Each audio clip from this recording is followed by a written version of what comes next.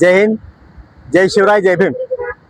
भूम येथे कालपासनं संपूर्ण सोशल मीडियावर छत्रपती शिवाजी महाराज आणि विश्वरत्न डॉक्टर बाबासाहेब आंबेडकर यांचे पुतळे आमोरासमोर लावल्यामुळे तणाव निर्माण झाला असं सोशल मीडियावर दाखवण्यात येतं. मात्र छत्रपती शिवाजी महाराज आणि विश्वरत्न डॉक्टर बाबासाहेब आंबेडकर हे जगामध्ये देशामध्ये दोन्ही आदर्श नेते आहेत.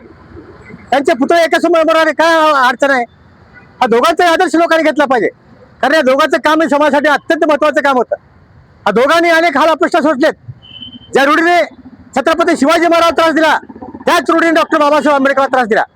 पुण्याचा आदर्श घेण्यासाठी या दोघांचे पुतळे एकत्र असले पाहिजेत. भूमची घटना ही तणावाची नाहीच. कुणीतरी 4-2 लोक तणाव निर्माण करायचं काम करतायत. मात्र छत्रपती शिवाजी महाराज आणि विश्वरत्न बाबासाहेब आंबेडकर हे आमच्या हृदयाचे रत्न आहेत. आमच्या हृदयात त्यांनी घर केलंय. 12 बौद्ध घर केलंय, 18 पट जातीमध्ये त्यांनी घर केलंय. त्यांचं काम सर्व जगात देशात अत्यंत उत्तम काम होतं. म्हणून अशा महापुरुषांना जातीमध्ये विभागण्याचं काम कोणी करत असेल तर आम्ही बहुजन विकास अभियान याची निंदा करते. आता यापुढे शिव फुले शाहू आंबेडकर यांचे पुतळे एकत्र उभे झाले पाहिजेत. पुतळे उभा करायचे कार्यकर्त्याच्या कार्याचे त्यांचे आदर्श घेण्याचं काम असतं.